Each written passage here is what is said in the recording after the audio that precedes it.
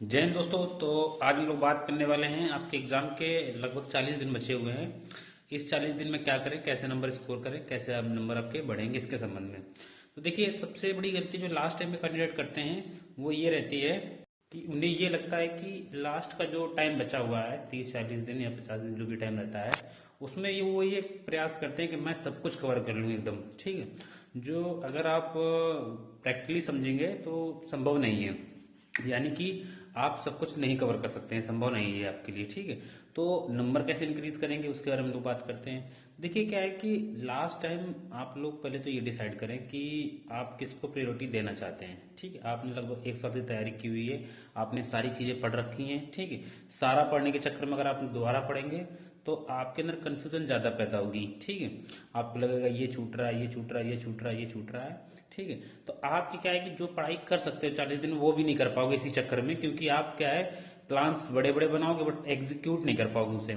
तो सबसे सिंपल तरीका जो लास्ट टाइम मैंने अपनाया था, मेरा तरीका ये था कि लास्ट टाइम पे क्या करना है कि आपको ये देखना है कि 40 दिन अगर बचे हुए, इस 40 दिन में मैं 10-12 सवाल कहाँ से बढ़ा सकता हूँ, कहाँ से इंक्रीज कर सकता हूँ अपने। ठीक है, 10-12 क्वेश्चन कहाँ से इंक्रीज हो सकते हैं, वो प्रयास करना है। ठीक है, उसके लिए सिंपल सा क्या करना है कि आप में से सभी को ये जानकारी होगी कौन कौन से उनके वीक पॉइंट हैं, कहाँ कहाँ से सवाल बन रहे हैं लेकिन वो नहीं कर पा रहे हैं। ठीक है, मतलब ओवरऑल कहने का ये है कि अगले 40 दिन में ऐसे 40-50 टॉपिक फाइंड आउट करो जो जिनसे सवाल बन रहा हूँ। टॉपिक का मतलब ये है कि सब्जेक्ट नहीं, टॉपिक।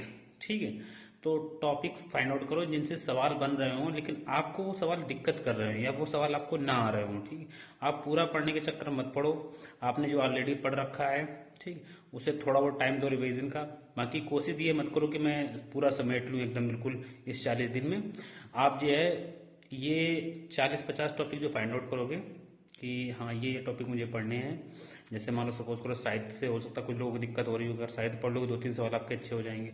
हो सकता है आपको वाद दिक्कत कर रहे हो, अगर आप वाद पढ़ लोगे तो 2-3 सवाल आपके सही हो जाएंगे। ठीक है, तो कोशिश ये करनी है कि 40-50 ऐसे टॉपिक फाइंड आउट करने हैं जिनको तुम कवर अप कर सकते हो 40-50 दिन में, जिनसे सवाल लगभग बन रहे हो। ठीक है, तो अगर ऐसे 40-50-40 दिन में अगर 40 टॉपिक भी ऐसे फाइंड आउट करते हो, उन 40 टॉपिक में से अगर 8-10 सवाल भी फंस जाते हैं तो 20-25 नंबर आपके अपने आप इंक्रीज हो जाएंगे। ठीक है, और 20-25 नंबर बहुत बड़ा इफेक्ट डालते हैं आपके एग्जाम में और कटाव में, बहुत बड़ा इफेक्ट डालते हैं आपके। मान लीजिए एक एक नंबर की बहुत बड़ी वैल्यू होती है, एक एक सवाल की बहुत बड़ी वैल्यू होती है।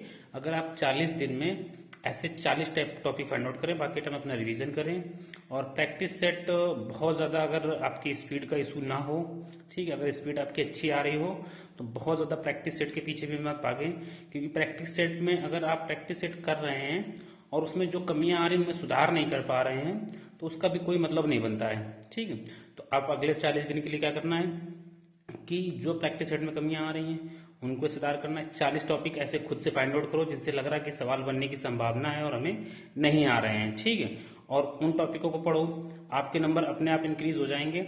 और कोई भी अगर डाउट हो तो आप मुझे कमेंट कर सकते हो, मैं प्रयास करूंगा कि आपके डाउट को दूर कर सकूं।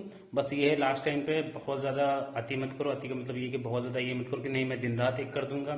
ठीक है, देखो जितनी तैयारी होनी होती है लगभग चीज़ें हो चुकी होती हैं। लास्ट के 40 दिन खुद को भी रिलैक्स रखना होता है और कोशिश ये करनी होती है कि 40 दिन में हम इतना कवर अप कर लेंगे, इतने में हमारा काम हो जाएगा। ठीक है, उतना ही कवर अप करने की सोचो, मतलब लगभग वही 40-50 जो टॉपिक मैंने बताया आपको वो कवर अप कर लो। आपके 10-12 सवाल अगर बढ़ जाते हैं, इंक्रीज हो जाते हैं लास्ट टाइम पे, तो आपके लिए बहुत एक बड़ा बेनिफिट कह सकते हो आप लोग। ठीक है, तो मैं आशा करता हूँ आपको वीडियो अच्छा लगा होगा। Thank you.